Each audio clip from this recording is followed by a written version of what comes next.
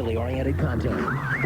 Listener discretion is advised. Adam Carolla, Dr. Drew. I'm not modeling anymore for the two of you. Loveline.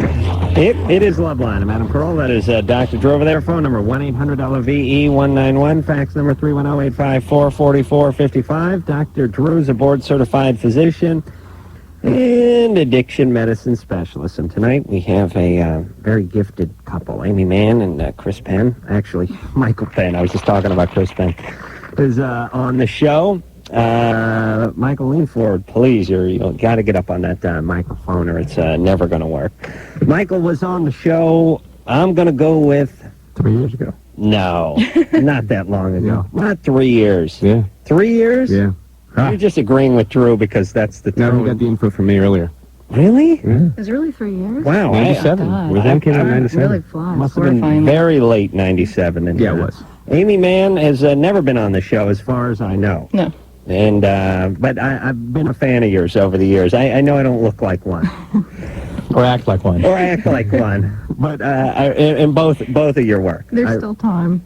Oh, don't worry. There's going to be a lot of kissing up going on in the next couple hours. Aimee is going to be on The Tonight Show tomorrow night, correct? Yes. And we're going to hear something off of her CD. And basically, this is Aimee's time in the sun. Although Michael, because he's been on the show, because they're married, decided to come in as well. And they're going to be touring together. And I'll give you some of those tour dates. And this has been going on for a while, right? Mm-hmm. How long have you guys been married? 2.5 years. And you've been touring together for some time? And when did we start, sort of in November or December or something? Well, we started to do these shows It's kind of off at and on. Largo here in L.A. Right. And this is just kind of that on the road. And Yeah, we've been doing that for a couple of years. Yeah. And is it good? Does it drive you nuts? That's great. It's good. Yeah? Yeah, it's very good. And do you do a separate set and then come together, or you just play together the Just entire switch out time? songs. Yeah, we switch off kind of chunks of songs, and we also have a comedian that comes out with us. Oh, really? Yeah, it's well. Oh, man, that's a bad gig. It's really good. Really? Trust me, it doesn't sound that good. When we were playing at Largo, because it was Largo's very small and it's extremely loose. Right. And Michael and I were talking tonight about playing live in general, and although we really like to play live, we always feel sort of uncomfortable talking between songs. We never really know what to say. So we got the idea to have one of our comedian friends do our banter for us. Right. So we have a comedian just come out and just be us. So instead of coming out, doing 15 minutes and warming up the crowd, Well, he does that. does but that. then, Andy's but then comes actually back. out there. Yeah. He's out there. He's. We call him back on through the entire set. Couldn't you hand him a tambourine like Tracy from the Partridge Family, let him just sort of hang out there during the song? I mean, instead of coming back and forth? And is it between every song, or is this No. between every couple? No, every 2 or 3. It depends. I mean, there's different things that we do, And so you guys will do your songs separately, but play with each other. Yeah. And then you'll do songs that you've done together or that you've composed or written together? We haven't done that. We've never written together. We don't have any of those. What's up with that? Not compatible. We're both too dictatorial. It doesn't work? We have exactly the same strengths and exactly the same weaknesses. Right. Same with me and Drew. Right, honey? Exactly. That's right. And going out, is this the first road trip, though? I mean, I know you played together at yeah. Largo, but Yeah, we've been together. doing the tour in 2-week blocks for since I don't know when. I think it was last November, December. So we'll probably do it for the rest of the year, and then. Well, they're going to be in Berkeley. Oh yeah. They're going all over the place. Yeah, in Boston on Sunday. Right. Saturday. New York, Atlanta, Virginia. Oh man, you guys, Pennsylvania, Connecticut, and back to California. Oh, McCabe's. That's a great place. Saw John Haidt there on an acoustic show many years ago. Drew, you're not cool enough to know about that. But we're all very interested in your... That's right. That's right. All right, we'll take some calls and we'll hear something from Aimee's record before too long. Jennifer? Yes. You're 19. What's up? Yes, I called about a week ago about my friend who said he has 2 penises. He has 2 penises? Yeah. Could And you... I was Oh, wondering- hold on, Jennifer? Yes. Could you please turn down what's on in the background? Oh, sorry. Okay. Yes. That's great. Wow. Yes, What'd you do? Just shoot the TV like Elvis? How'd you do that? The mute. Good. All right. So you have a friend who has 2 penises. Yes, and I was wondering, what is that called? It's called bipenality. He showed it to you? Yeah, because you told me that it wasn't possible, and I told him that it wasn't possible, and he showed me. And what did it look like? One was like they were right above each other. He had like two heads.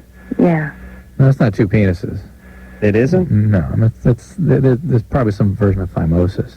Sure. I was thinking phimosis. The thing, the urethra doesn't come all the way to the tip sometimes. It comes out below. And which one works? He said they both worked because they were two of them. I see, because there's two of them. Yeah. Well, Jennifer's like a hillbilly. And were they long? They were the same size. Were they both short? Average. yeah. They're both average, and they're right on top of each other. You know, like one above the other. Oh, see, I was confused. I thought they were on top of each other. And so one right above the next, and average length. Yeah, just about. I think she's actually here. And could they, do you think he could achieve an erection, both of them? Well, I'm sure he can. I think she's describing something along like this. I have no idea. Drew just said, You know, Drew, if the... there's something else, like sort of like that. I have no idea what that is that you're drawing there, Drew. I still don't know what it is. I still don't know what it is. He's drawing sort of like a two-headed. Yeah. Oh, you're drawing rather than a penis with a split down the middle of Rather it? than No, full just two penises. heads. Yeah. You sure we're not talking about a two-headed penis as opposed to two separate individual penises, Jennifer? It looks like two, separate ones. I see. All right. Well, now, how does this affect you in your life? No, we're just friends, and I thought it wasn't possible. Okay. All right. Well, you live and you learn.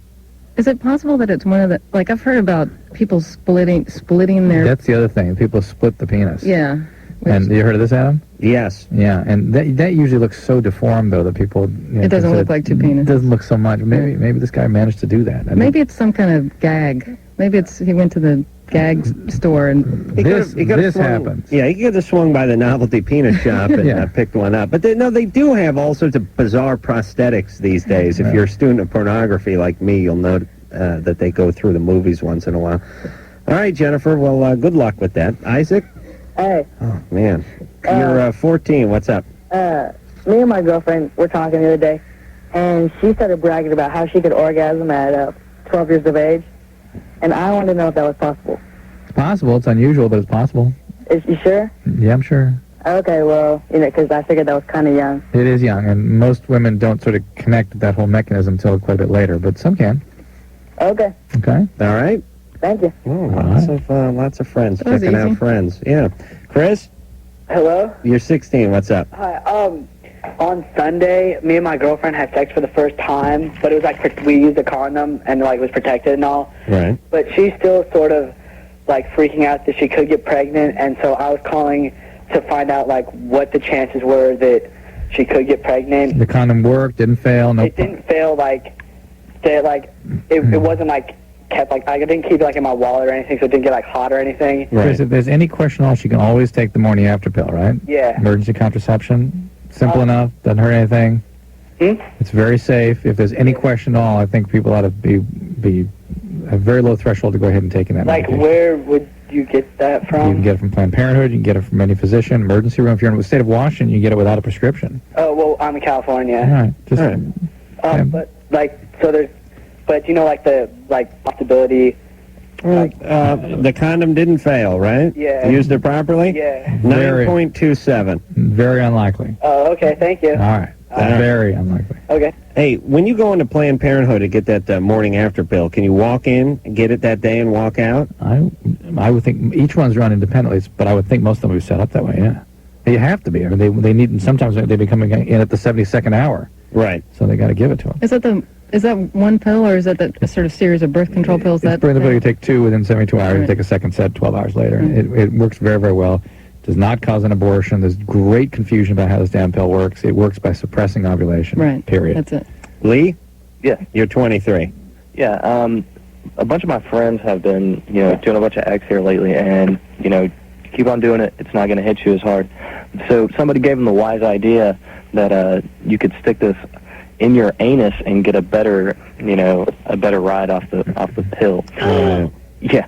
I told them that, hey, it shouldn't go there, it's not going to be good for them. But you know, Well, hold on. First, I think there's a misunderstanding. That's when you're trying to bring it in from Mexico. That's not when you're actually ingesting it. That's keystering it to either get it into prison or out of Mexico. That's desperate to be high. Do you? Oh, we talk to people who take 3 and 4 in a night. tequila shots rectally. Yeah. Jesus. Yeah, it's a two-man operation, but it's worth it. Here's the amazing thing about this kind of behavior is that although the route of administration is disturbing and bizarre, it's not ever in any way going to hurt this person as much as what the ecstasy actually does to their brain. Right. Period. No matter how you take it. Like physically, I mean, it's not Like going to cause any ulcerations or that. Or again, even if it caused an erosion and bleeding, it would not be nearly as dangerous as what the drug itself does to that person's brain. Now, would the since it obviously it's going to hit the bloodstream a lot better, a little quicker. It's not going through a little quicker. the digestive juices in the stomach and everything. I don't know. It's going to cause more damage though.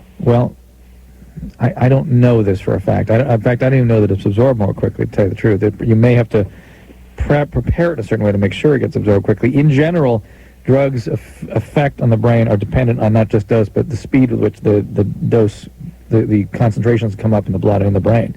So you're right, it may be more intense. All right, but alcohol would hit you harder from the backside, right? Yeah. It would? Yeah. And would you not vomit? Then would you still vomit? Not the same way. You would get vomit out of your ass? It wouldn't be just... What would you do? This is a great discussion. Well, I'm interested. Turn the Dateline cameras and This is the one. Discuss your interest in it. Some of the nausea and vomiting is from irritation of the lining of the stomach. Right. You're not going to get that so much, right? Because you're not pouring alcohol But directly. the part about you spinning when you're going to sleep. The central nervous system effects can make your vestibular apparatus not work. You can vomit from that. Okay, so rectally, you should take booze, but not the E. What about Coke rectally? Yeah, take it all rectally. What the hell? Coke rectally? And you use my name. And what's up with the rectum that it's such a beeline to the brain? It's an absorptive area. I know, but all that Duke's passing through there. Is that a good design? It absorbs water mostly. And it's just, if a chemical is sitting there, can be not necessarily absorbed. That's why I don't know for sure about the ecstasy. Yeah, because if it's a hard pill form, why would it be? I don't think it necessarily is. It would seem to make sense for water or for liquid-based stuff. Alcohol-based stuff would go through. Okay. Noted. Melissa? Yes. For my next camping trip. Noted. You're 22. What's up? I think I'm addicted to porn, and I don't know if this is unhealthy or not. It's kind of reached the ridiculous stage. Like any free minute that I get at home, I just like throw the porn in. What kind of porn's your preference? It pretty much doesn't matter. I mean, with the exception of the really sick stuff, I tend to stay away from that. But anything really does it. Do you masturbate every time you watch the porn? Well, of course. That's a stupid question. I don't know, but for some reason I could picture women watching porn and not masturbating. Well, what would be the point? I don't know, but women are very complicated that way. I've not gotten to the bottom of them yet. Women are complicated only in the way that you don't understand them at all. Yeah, that's right. Oh, at all. How dare you? I hope we caught that comment on film. At all. I just don't know if that's unhealthy. Because, like, my husband and I fight over Playboy when it comes. He takes it to work with him, and we fight over it. Because I get mad because he's taken it before I've gotten to see it. Yeah, do you like watching... Well, so you like the women? Well, it doesn't matter. It's just porn in general. Yeah. Have you been depressed?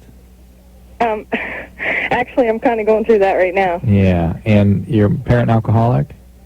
It runs in your family? It's creepy. It runs in both sides of my family. Yeah, because this is sort of an addict behavior in response to negative feeling states. This is what addicts do to get away, to manage feelings.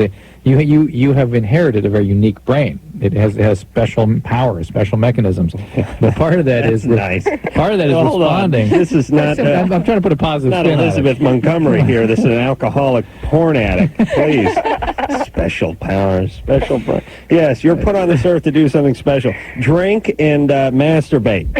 But addicts you have a gift. And I suspect you've been addicted to something at some point, like stimulant, speed, or cocaine or something. No, actually, I came very close to becoming an alcoholic. But Okay, all right, because usually it's people that have already sort of geared up that reward system in the brain that they have inherited with chemical agents that then allows for this sort of alternative in behavior like sexual compulsion to do the same thing.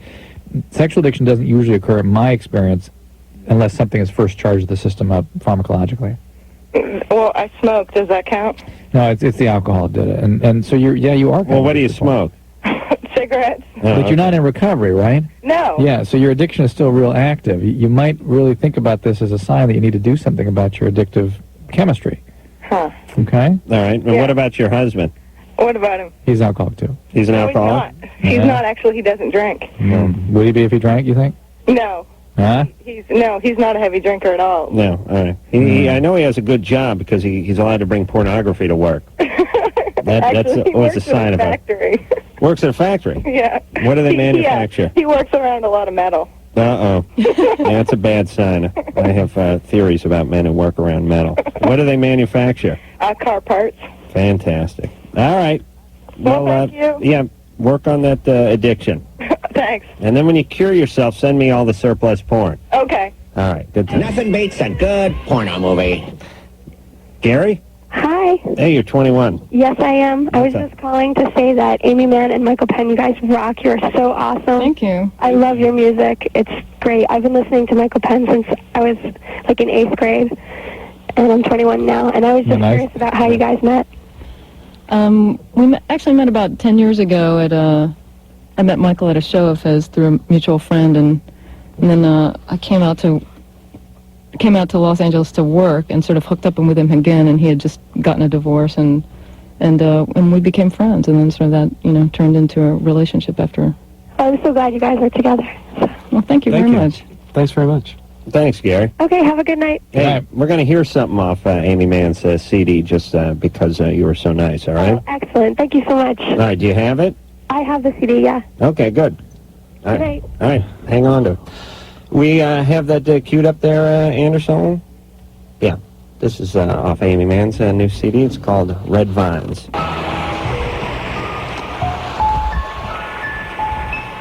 There we go. Aimee Mann, that is Red Vines off of Bachelor #2.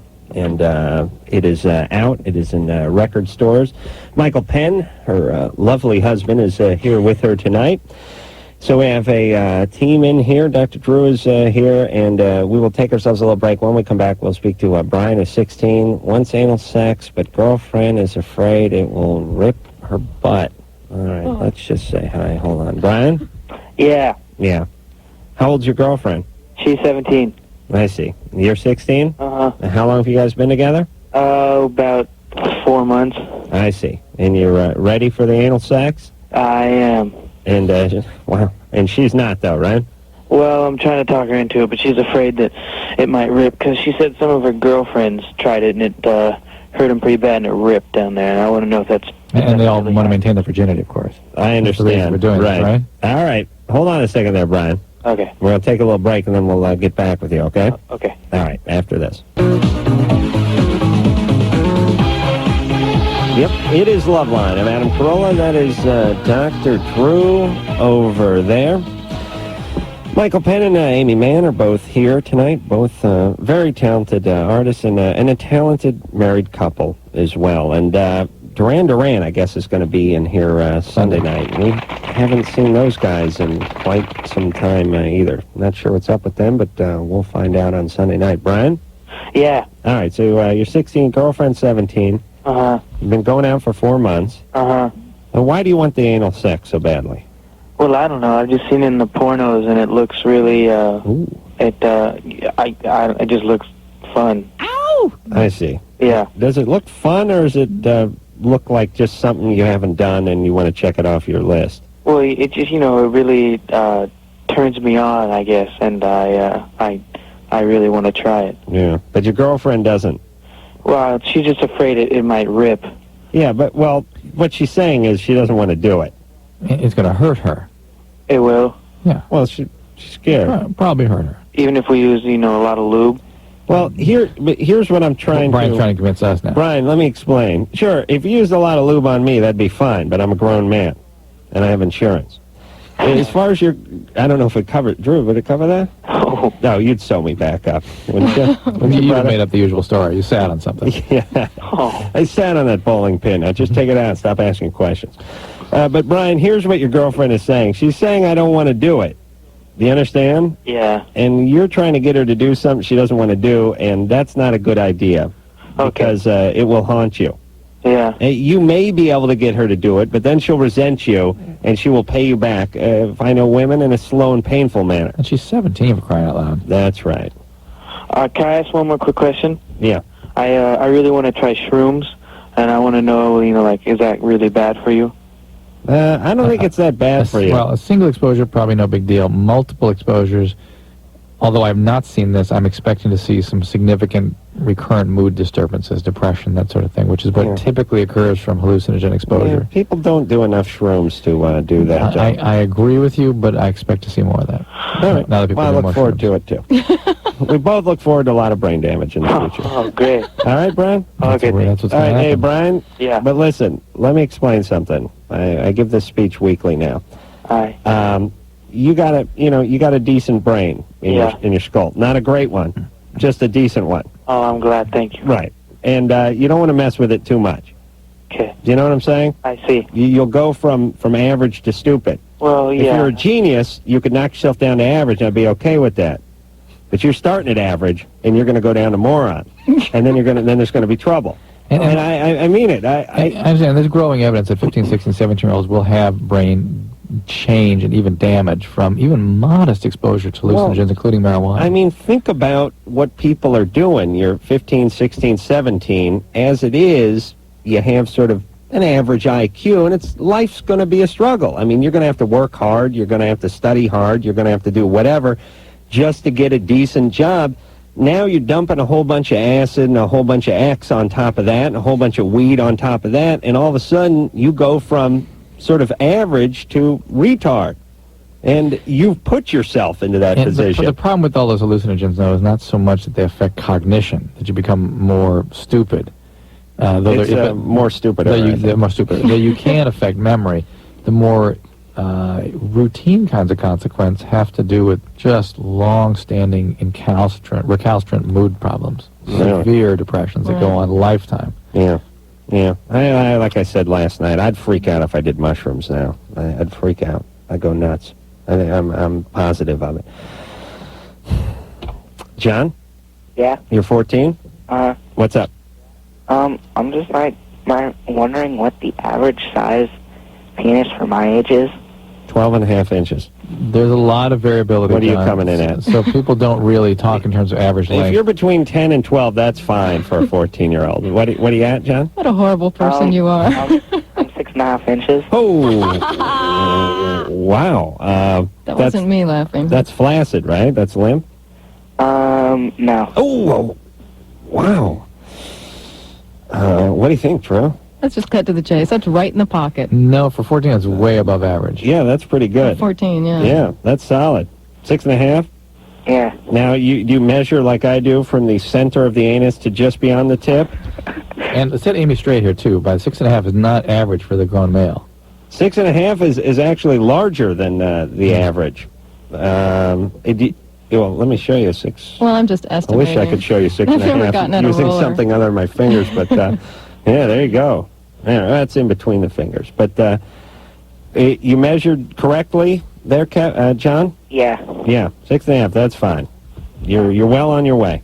All right. All right. But listen, it doesn't guarantee a rich and fruitful life for you. You still have to work hard. Yeah, I know. All right. Study hard in school. Thanks. All right.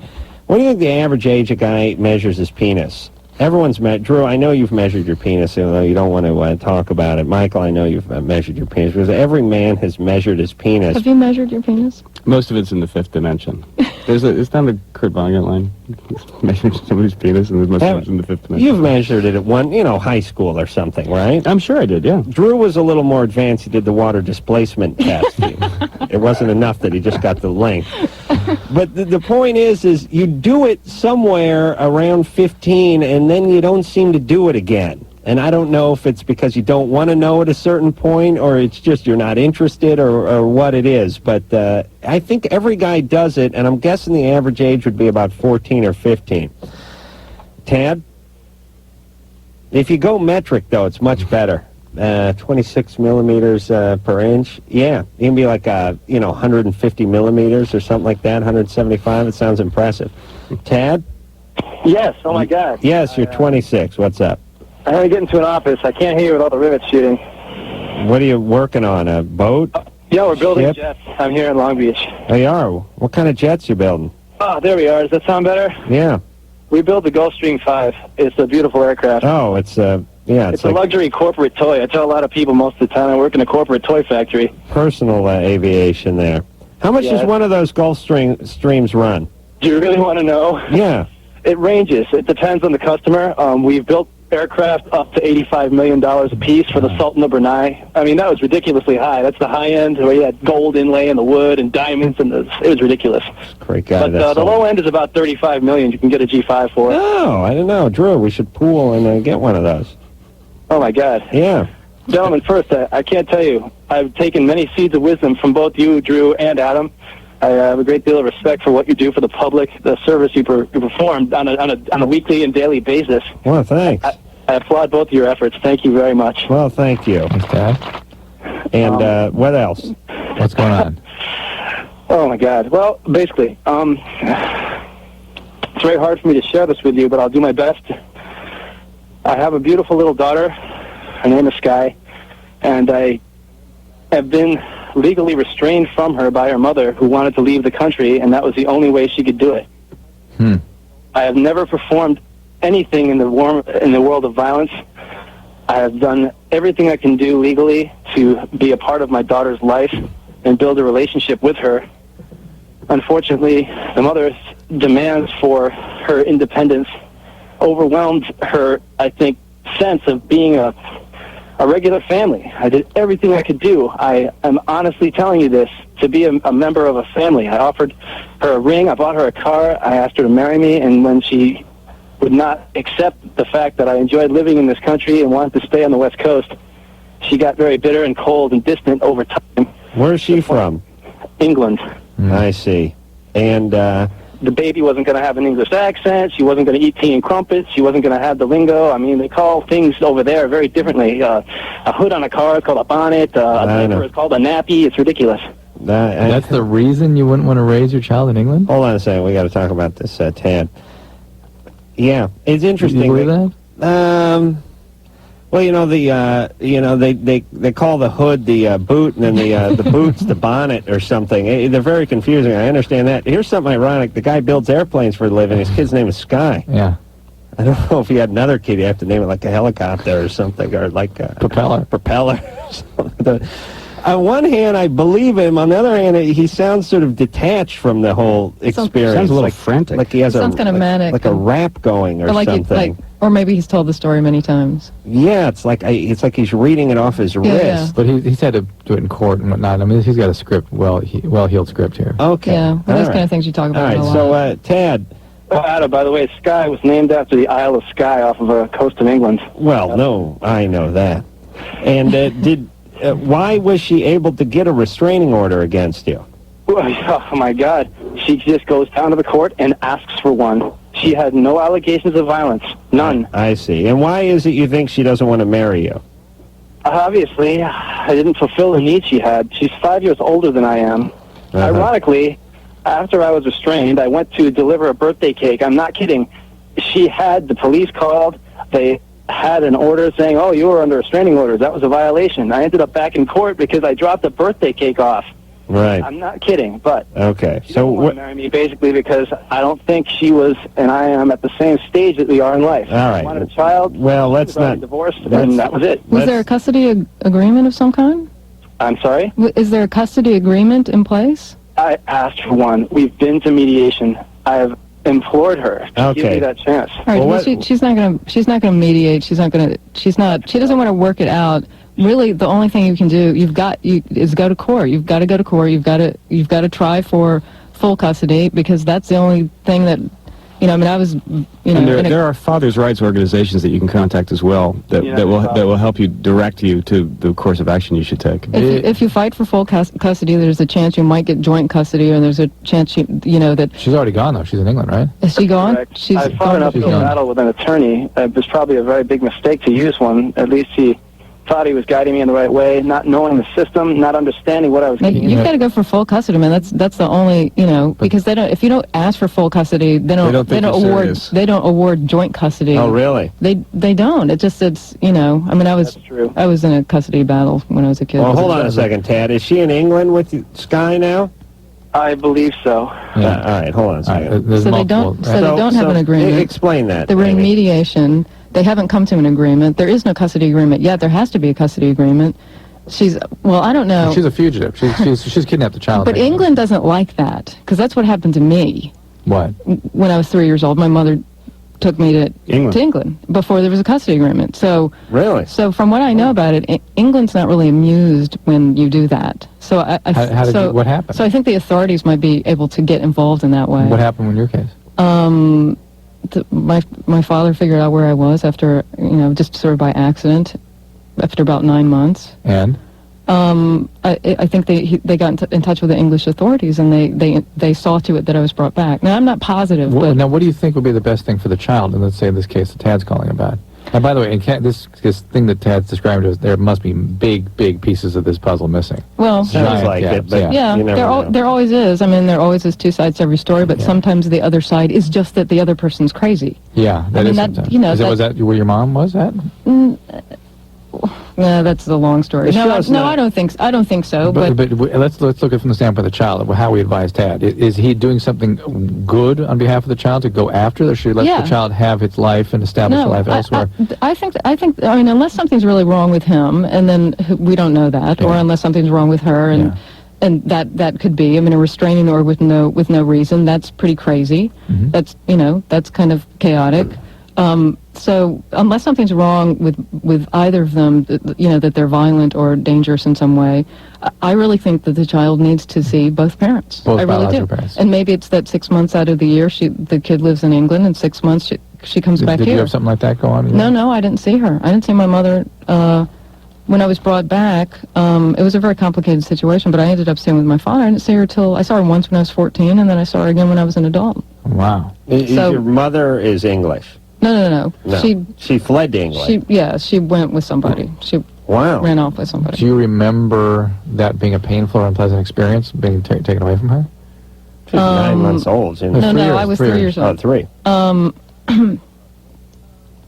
It's just, the guy she ran off with was a big problem. So I remember not wanting to be with, around that. Right. And I think my father was probably more stable. So, but the whole thing was damaging. I mean, it was terrible to be taken from him. Yeah. For 9 months. It's a long time when you're just a little kid. Oh, yeah. So, the whole thing was pretty awful. I mean, I don't have sort of active memories of the pain of being taken, of not being with her anymore. Right. Which is probably significant. I mean, I think I've, You buried it. Absolutely. Cut yourself off. Yeah, I'm totally, Detached from it. Yeah. But I think the kid has to need, you need to see both your parents. Yeah. All right, we got to take a break. I'll tell you what, we'll gang up on Aimee during the commercial and see if we can pull some of that out of her. What do you say, Drew? Drew's good at that. All right, you ready? A little tag team avoidance detachment attack. Yeah, I'll start on the right flank. You go low. I got your wing. All right. We'll be back with Michael Penn and Aimee Mann after this.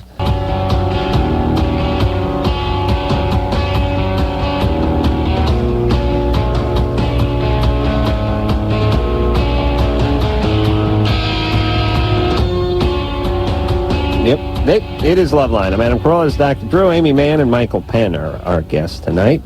We're here mainly to talk about the Aimee CD, and we're going to hear something off of Bachelor number 2, which is Aimee's latest CD. She'll also be seen on the Tonight Show tomorrow night on Leno, which is pretty cool. Drew, you've never done Leno, right? No, but you've done it many times. Oh, shut up. All right. Aimee? Not that Aimee. This Aimee. Aimee, you're 25. Yes, hi. What's up? The reason I'm calling is because 5 months ago, I gave birth, and ever since then, sex has been so painful that I really can't have it at all. At what point is it painful? Right, immediately on penetration, or with deep penetration, or what? Immediately, as it's... Was this your first child? Yes. Did you have an episiotomy? Yes. Does it feel like that's not going together too well? I'm sorry? My lip hurts every time I hear that word episiotomy. Drew, describe the episiotomy for our younger listeners. Basically, it's like putting the floor of the perineum. How can you describe that, where that is to people? Just the part between the vagina and the anus sort of stretches out as the baby's head comes down the birth canal. Yeah. And the doctor basically reaches down there and just cuts along the frenulum, the part that's sort of where you're glued together. But Drew, you go cuts along and you make this motion that's about 1.5 feet long, but there's not that much space between those two areas, is there? Oh, when the baby's head's come down, that space gets to be about yay big. Oh, it does not, is it? Oh, yes, it does. 9 inches big? It thins out, right? It thins out, it stretches, and it comes out like this. And then you just cut it, and out comes the kid. And what do? Rub some Coke on it or something before they cut it? Nothing. They just cut it. Well, you can inject lidocaine in there sometimes. I'd do that, yeah. Or if you have an epidural, anyway. Yeah, that's what I'm going to have. I did have an epidural. Right. Oh, I see. So they did the episiotomy? Right. And then they sew it back? Yep. Yes. When do they do that? Right after. Immediately after. Who's on that detail? Same guy. Wow. Sounds like a tough detail. No. It just sounds like a rough detail. There's all that afterbirth. The tough detail is if you don't do the episiotomy and it rips through the vagina and the rectum. Don't tell me to the anus. Oh, I don't believe that. Then putting that all back together is tough. Did you have a tear? No. No. Okay. So they did that. They sewed that back together. Yes.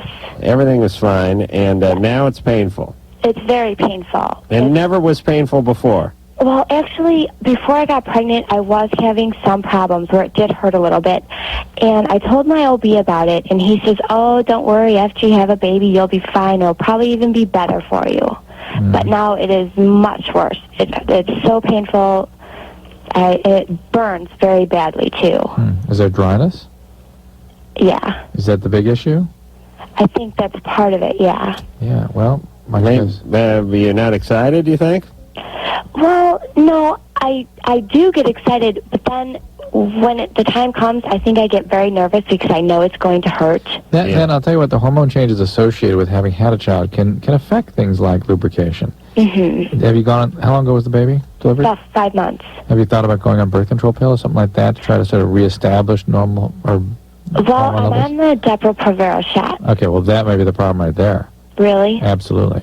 It may not be the child, it may be the Provera. Because that does change a lot of side effects. It's a great contraception. It's easy to use and whatnot, but a lot of side effects. Does it dry up? Yep, absolutely. All right. Okay. Man, I got to get some of that. I think I'm exceptionally moist down there. You know? That's like just it's a long day. That's because of all the hair. Yeah, it really keeps it in. Oh, that's pleasant. Yeah, really tramps. Oh, he keeps describing himself as like a little greenhouse down there. Like a. There's a gecko lizard down there. Like it's chasing a grasshopper. Shag carpet. You're trying to. Oh, how dare you! Get something out of me shag. in front of our guests. How dare you! All right, caller Amy. Yes. See about that Depo shot. Talk to your doctor about maybe going on a birth control pill with estrogen. You're into your husband, right? Yes. You are? And what about just getting a lot of lubricant going? And well, I've tried that. We've tried like the KY jelly, and it still hurts. Okay. All right. Do you give him oral sex? No. I don't do that. Uh-oh. That's not for me. Oh, now we're getting somewhere. Yeah, why not? I've tried it like twice, but I just kind of get disgusted by it. Yeah. Yeah. Yeah. And, wow, not many options left for your husband. What, does he do that on you? Sometimes. Just to take the stitches out? What's that? No. He doesn't do it on you that often? Sometimes. Yeah, what's going on over there? I don't know. I mean, ever since the baby's been born, we have not had sex at all. Yeah. And every time we try, it hurts so bad, I just tell him to stop. Yeah, but can't he give you some oral sex and give you an orgasm? Well, he could, but he doesn't. Uh-huh. Now we're getting somewhere. Yeah. All right. Why don't you look into that, Aimee? I think there's something else going on here. And why don't you give him some moral sex? Did you have a bad experience? No, I didn't have a bad experience. I'm afraid to, in a way, too. It just kind of grosses me out. A preference then. Yeah. All right. Are you religious? No, not really. I'm not like a religious freak, no. All right. Well, have yourself a glass of wine and give your husband a BJ, would you, for Christ's sake? Just for Adam. The man's in pain over there. All right. And he should get busy, too. There's something going on with this couple. Do you know what I'm saying? Yeah. You kind of get a little vibe? Yeah. She's talking, it's all sort of biological, and then you bring up something, and she's like, yes. And then she goes back to the biological stuff, and then it's like, but he won't. And then it's back to, again, there's definitely some issues there. All right, well, we got to take a break. Andrew? Yeah. You're 15? Uh-huh. You want to know if it's bad to mix Accutane and pot? Not a great cliffhanger. No, I take Accutane, and I wanted to know if marijuana, You're using a lot of pot, too, though, so let's talk about it after the break. All right, genius? Hold on a second. You hear that pot talk? Oh, yeah. All right, we'll be back after this.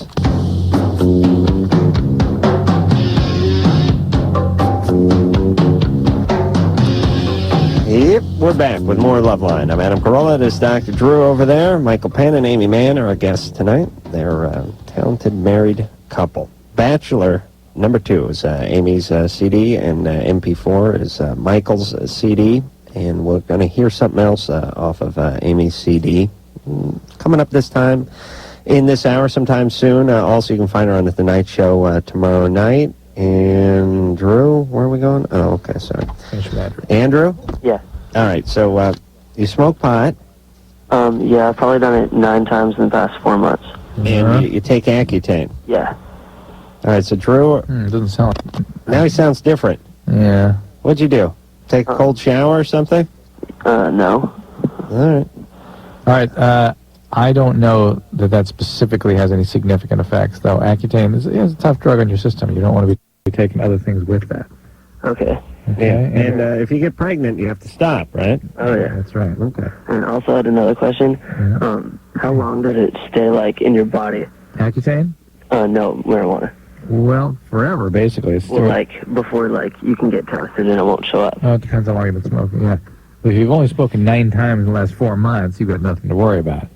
Okay. But if you're a daily pot smoker... Are you a daily pot smoker, Andrew? No. Okay. Where are you looking to get a job? At a food place. Place with food in it? Like a fast food place. I see. A food place. Did we name those things restaurants? I don't know about that. I found interesting about the word library is it didn't have book in it, It was just library. It's like, you think it'd be called book place or book holdatorium or, you know what I'm saying? Book hole, book building, but library, it's like, where's the connection? Where does that even come from, Drew? You know what I'm saying? Libra. Yeah? Libra? And what do they have to do with it? That's my point. No one knows. Chelsea? Yeah? You're 17. Yeah. No wonder there's not more people there. They're confused. I can't figure it out. What's up?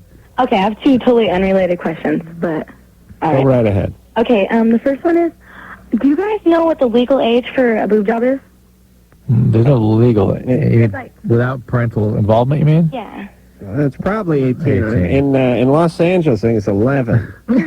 Should have a note from a producer. And I would think the few cosmetic or plastic surgeons would be willing to do this to somebody that hadn't finished developing. Oh, okay. What do you want to get done? I want to get my boobs bigger. I see. Why? Because I want them bigger. I want big boobs. Bouncy. You're 17. Really? How small are you now? I'm a C right now. C? Yeah. That's fine. No, it's not fine. It's big. You want to be a D? Double D. Double D? Yeah. Wow. That's That's frightening. why my mom won't fine. That's scary. How big's the rest of you? I'm about 5'6", 5'7", 125, around there. Yeah, maybe 140? No! All right. Wow, hold on. Turn my earphones down.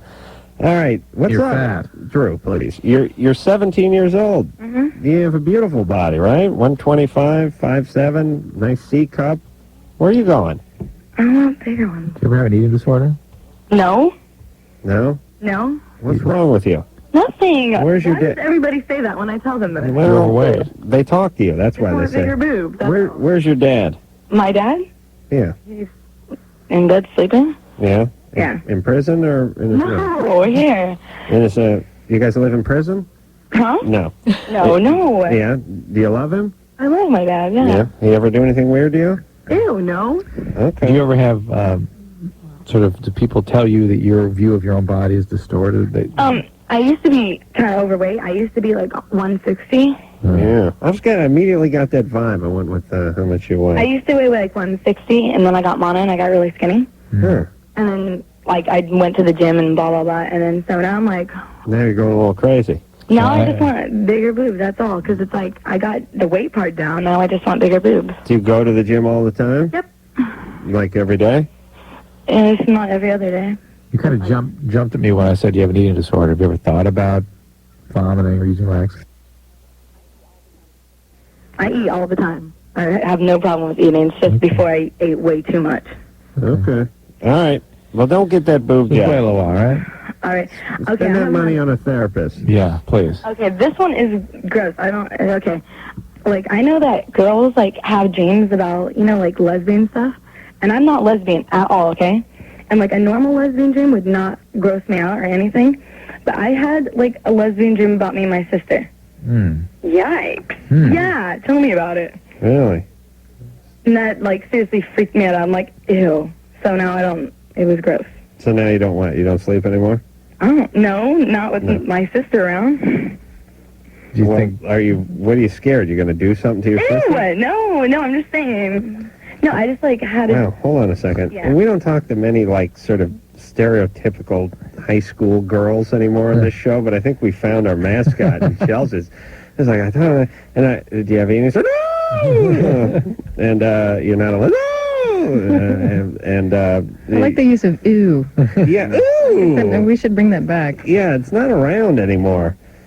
Hey, Chelsea? What kind of relationship do you have with your sister? Me and my sister are like best friends. I see. How old is she? She's 14. No, she just turned 15, sorry. I see. I think sometimes you can have a dream where you're having sex with somebody, but it's just more symbolizes kind of a intimacy. Yeah, intimacy. It somehow gets sexualized. Yes, absolutely. Women do that more frequently than men, but that's absolutely the case, especially at this age. All right, you're fine, Chelsea. I say. And you say no on the boob job? Why do you want bigger boobs? Just out of curiosity. Because I have like 4 friends that are skinnier than me that have double Ds. Really? Yeah. Where are you calling from? I live in Cyprus, but I go to school in Torrance. Do they have? Torrance, what is that, about Do they have 45 boob minute jobs? drive? Yeah. Are theirs fake? No. They're real. Yeah. Wow. So Where that is kind this of place? seems like I'm the moving norm. to Torrance. It's the double D I town. hang out with them all day. You hang out with the double D girls? Yes, and I'm just a small C, and they make me sick. All right, but listen, you got to start hanging out with some of the frumpy chicks. Makes yourself feel better about yourself. Don't you understand anything about psychology? Do you know what I'm saying? Yeah. It's all relative. All right. Well, it's not only all relative. I mean, if it's done because you imagine that's what guys like, that's what all guys like, and that just isn't true. Let me tell you something. Adam is not like every man. That's right. I'm very unique. Thank you. You're finally coming around. There's a backlash against the fake boobs these days. Yeah. There's magazines coming out, all natural magazines, I and know they offend you, but well, no, I'm fine. I'm fine with that. I have no problems with the that. fact that it's a reaction is something you find appealing. I'm not a fake boob fan. Okay. It's better, fake boob's better than no boob. It's not as good as a real boob. I see. That's the pecking order. Yeah. But here's what I'm saying. The circle of life. Most guys I know aren't into the fake boobs. And like I said, as a society, I think we're sort of experiencing a little fake boob backlash. Yeah, but we're moving away from the fake boob. On the other hand, I sympathize for, any 17-year-old girls listening out there who has to turn on the TV and see what's going on and has her friends and all this kind of stuff. I mean, I understand the temptation. And I don't know where I'd be if I was 17, if there's some sort of process that I could do that would make women magically more attracted to me. I'd probably pay the money. This is the way I look at it. What kind of guy would be more attracted to you? A guy like Adam. That's you really right. Is that really what you want? Yeah, I don't think so. You don't need another me in your life. No. I'm covered with hair. I have horrible habits. It's weird sponge hair. Yeah, it's like a pubic hair on top of my head. It's like I'm wearing a merkin on top of my head. Look at this. There's no difference.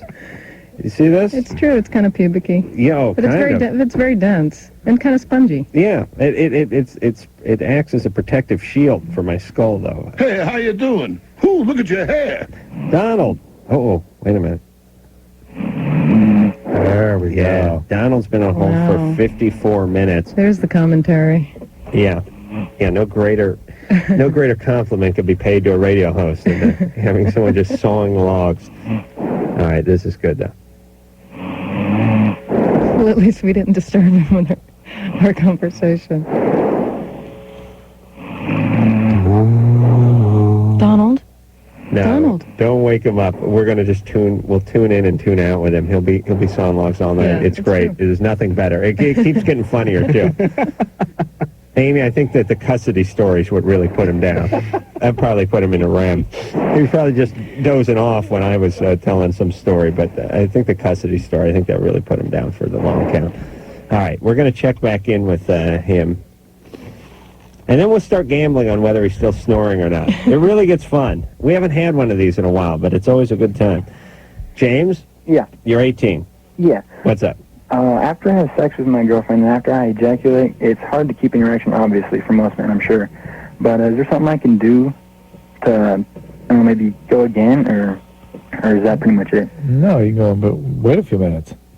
What's that? You want to use the same erection? Yeah. Let me tell you something about erection. They're like syringes. You got to throw them out when you're done using them. You understand? Yeah. But it's all right. You have an infinite supply of erections. Do you have like You'll an get erection another one. It's like a bus that runs every 20 minutes. There's another one that'll be coming any moment now. Do you have an erection disposal unit? Yeah, it's my hamper. Nice. I keep in my hamper. Yeah. Maid comes in once a week and I have one more quick question. Yeah. When me and my girlfriend are about to have sex, it's like when I'm entering her, it like kills her every time. Yeah. Every time. Yeah. It's painful for her? What's that? Yeah. You gotta get a running start. It's not happening quick enough. Is that normal? Is there a mismatch in your anatomy with hers? No.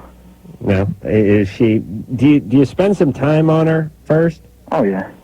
You know what I mean? I mean, real time. You really pay your dues down there? Yeah. You do? Yes, I do.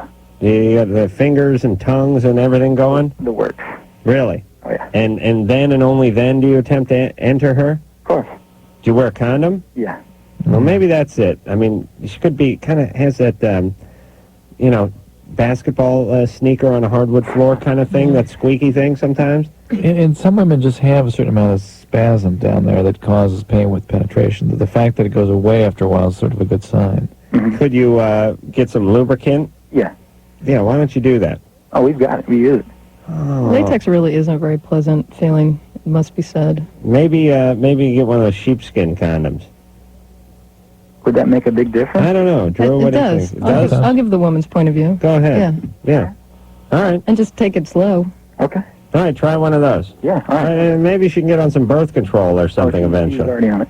Oh, she is? Yeah. Well, what are you using the condoms for, then? Well, she's going to be in about a couple weeks. All right. Well, maybe that'll do it. How effective would that be? What? With just the birth control? Very effective. 99.99. Okay. Okay. So basically, birth control and maybe a condom would be about, I guess you can't say 100%, but... Approaching it. Yeah. All right, James. All right, thanks. Good luck. Oh, man, what happened to our snore guy? Oh. He's gone? Danielle, did you hang up on our snore guy? Line number 2? You have him? Oh, he woke up? Oh, that bastard. Tell him, Amy's going to retell the custody story. Let's see if we can get him back down for the next break. Oh, he's there. Oh, he's here? All right. Should we talk to him? Sure. Donald? Oh, she's just putting him up. Oh, she's putting him up? Okay. Talk to Linda. You're 20. What's up? I had a question about masturbation. You've come to the right place. I wanted to know how much is too much. What are you good for? I'm sorry? What are you good for a day? I would say attempts about 7. When I actually come through, probably about 4. I see. Yeah. It's not a great batting average. No, it's not. But then again, I mean, I do it anywhere and everywhere. Yeah, I don't want to brag, but if I attempt 1,000, I'll get 999 off. Yeah. Well, too much is when there are consequences. Such as? Pulling a calf muscle, stuff like that. Having, harming relationships, physically harming yourself, spending a lot of money doing stuff. Okay, That's what. I'm good so far. That's when it's too much. Where do you masturbate? Anywhere that I know it's safe. Such as, a fair deal, in my bathtub. I love the bathtub water technique. But, Yeah. it's gone so far as work. Even in restaurants by myself, in the ladies' room. But wherever I can find a nice... The real question is whether or not you were sexually abused when you were younger, because that's sort of what creates a sexual compulsive in most cases. See, well, I was celibate for about 2 years. I had sex when I was 17, 2 times. And I recently started, about 3 weeks ago, having sex. And it seems like I've had it, and it just doesn't do it for me. I'm much happier by myself. She kind of sidestepped that question. Yeah. Hey, Linda? Yes. Were you ever sexually abused? No, actually, and I've gone to counseling before. Why? And, I've never had any problems, any of the guidelines, the basic, being turned on by rape fantasies and whatnot. Any history of manic depression in your family? No. Okay. All right. Might just be you. Maybe it's living on that freeway that's doing it. Will you shut that goddamn screen door, please? I'm sorry. What are you doing, smoking out on your balcony? No, I'm just sitting out enjoying the fresh air. Well, stop it.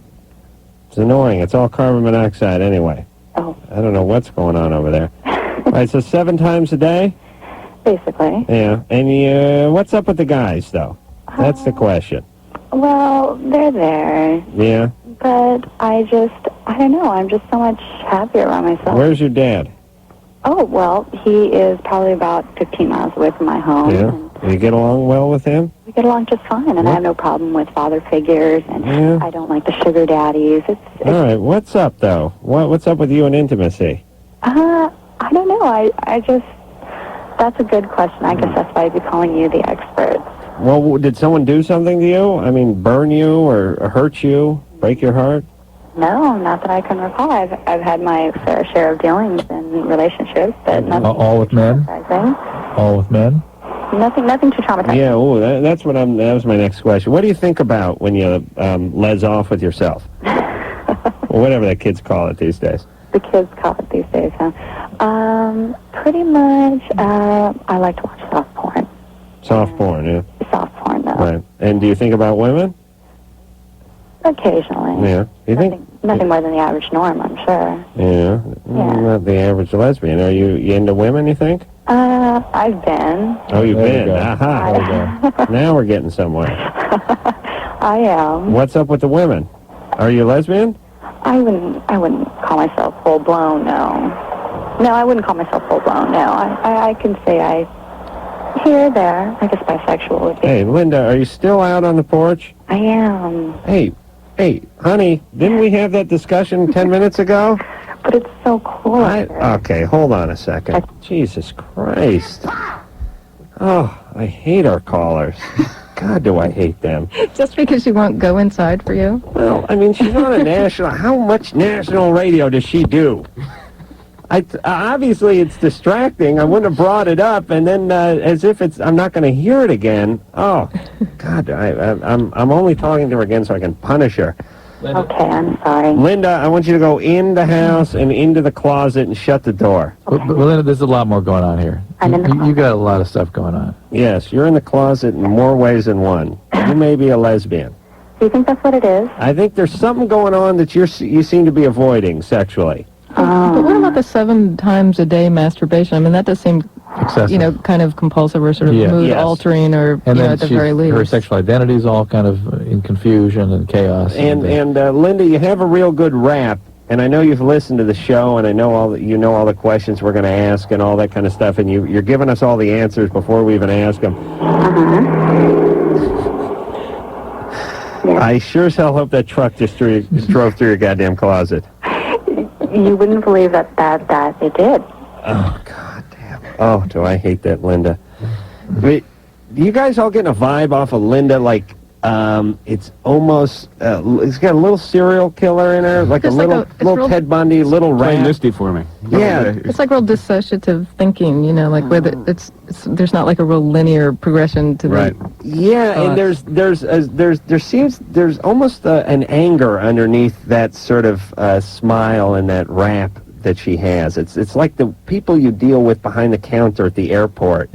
They're saying one thing, but they're acting angry. I'd like to help you, sir, but you know, and you're going, wait a minute, you seem angry, even though you're calling me sir, and you're saying that one of our representatives will be more than happy to escort you or whatever, but you're sounding angry at the same time.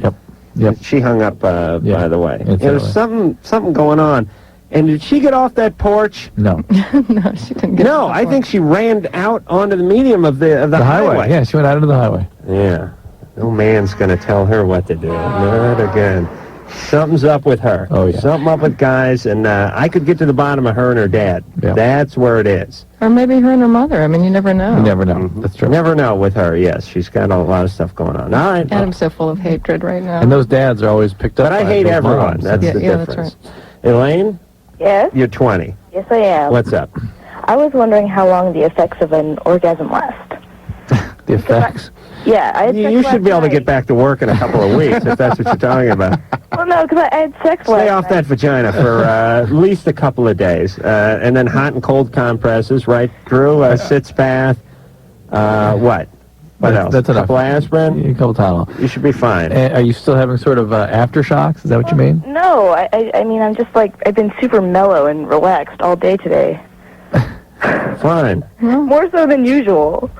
And I was just wondering. Is there an emotional experience you went through? I mean, was there more of a connection with this person? I don't think so. No. Could have been.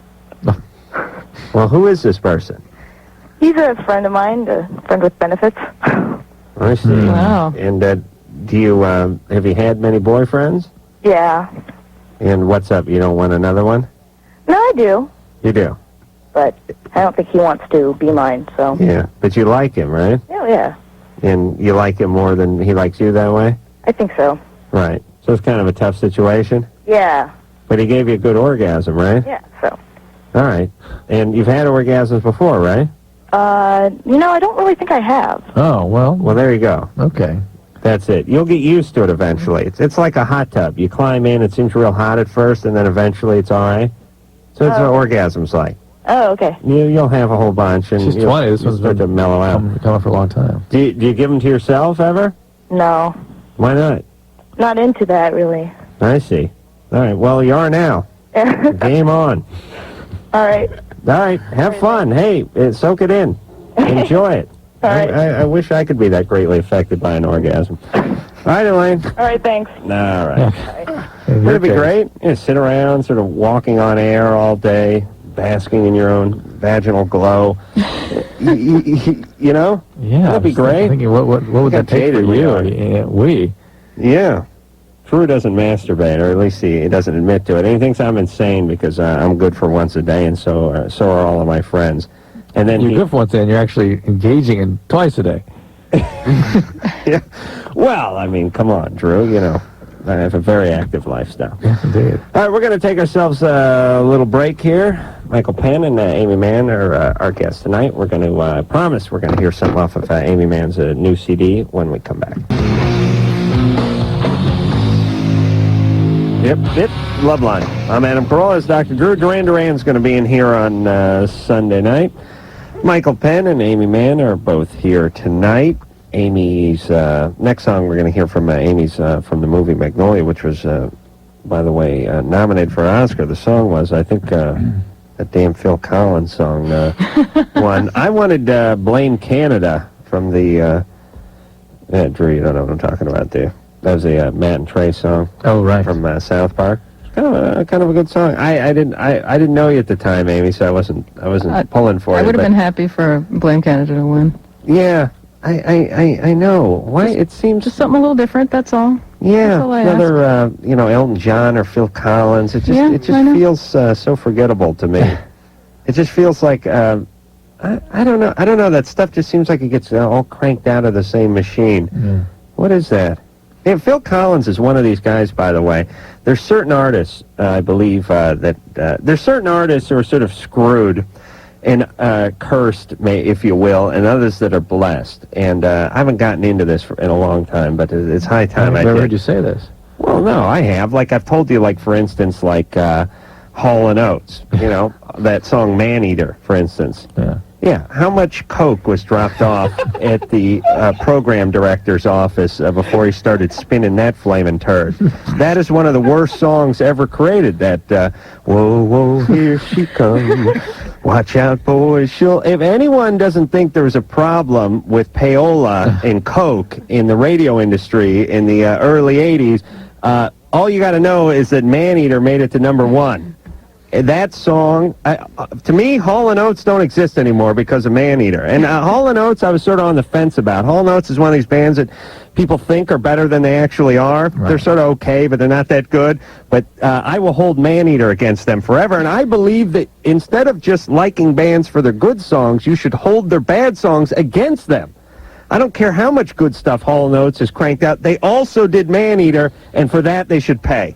That's the way I feel about Hall & Oates and that horrible flaming turd of a song known as Man Eater. And it did make it to #1, which goes to show you, like I said, how much coke is spread around and how stupid people are who listen to the radio, because then they requested it later on after it was played ad nauseum. But it just becomes like, it's like a, listen, I can't get the Pete Ellis Dodge theme song out of my goddamn head, and that's the way people work. You play enough Whoa, Whoa, Here She Come, and people just start robotically picking up the phone and requesting it. They don't even know what they're doing anymore.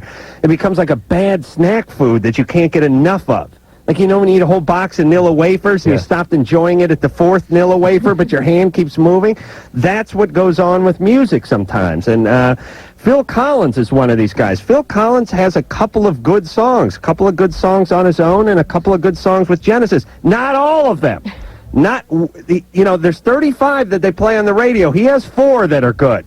I don't know where the other 31 came from. Huey Lewis, exact same thing. Huey Lewis, they got 3 good songs.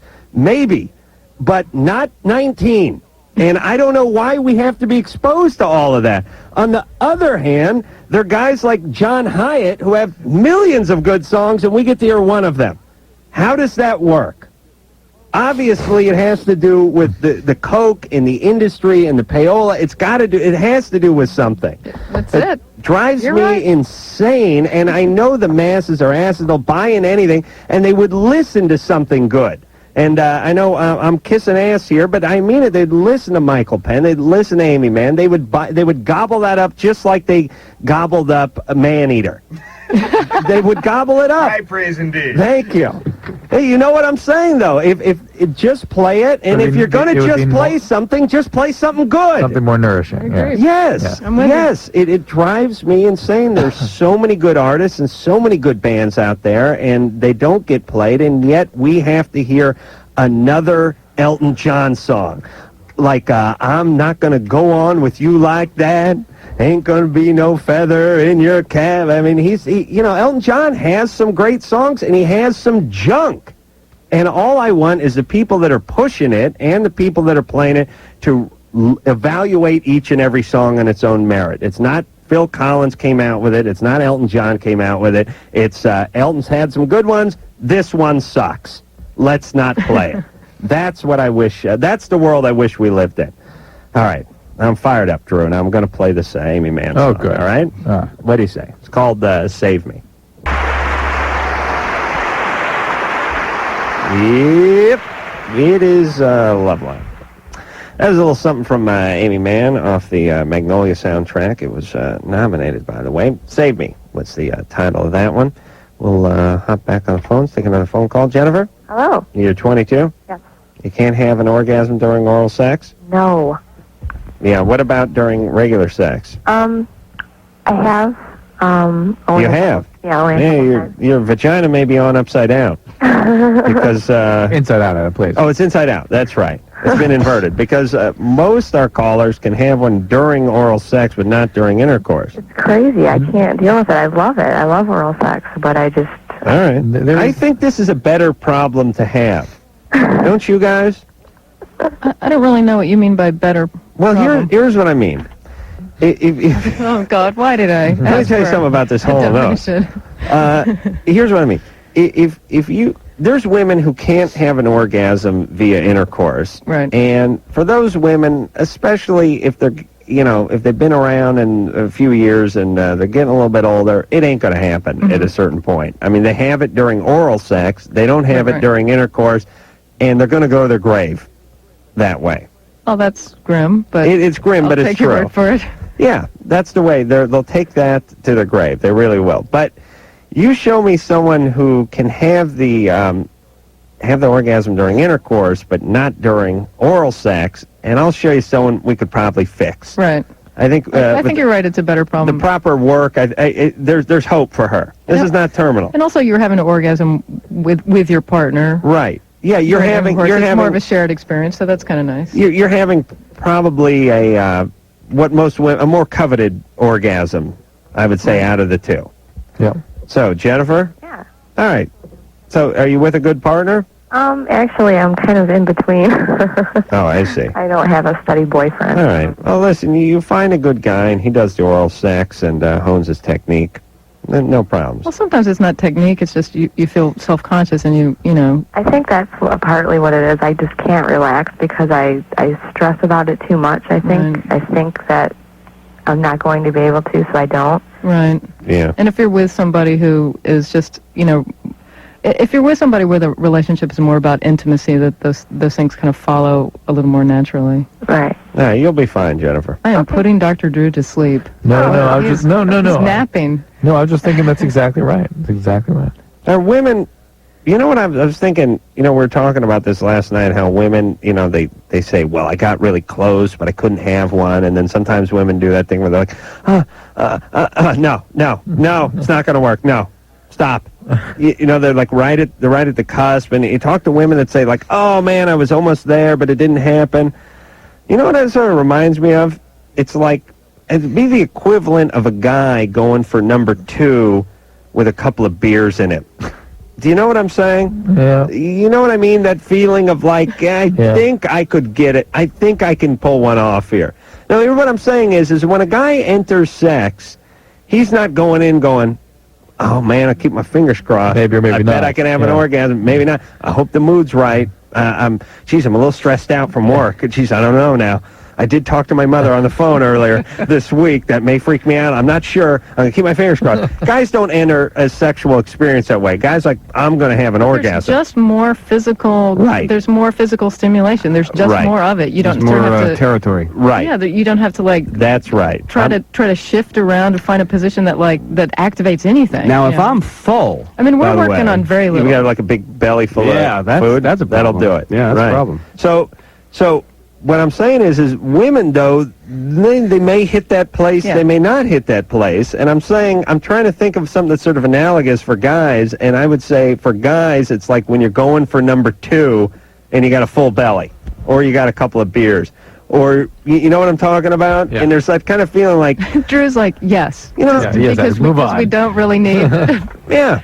Well, I'm trying to get some of the men to identify with some of the women. That's all. I'm trying to bring the two sexes closer together. That's what I really appreciate. It. You're a mediator. Yeah, I'm trying to build some bridges here, Drew. I'm not sure what you're trying to do on this show. Man, I know you when you talk like that. We're going to take ourselves a little break. We'll be right back after this. Back once again with it. Loveline with Carolla and Dr. Drew. We'll be right back before you know it.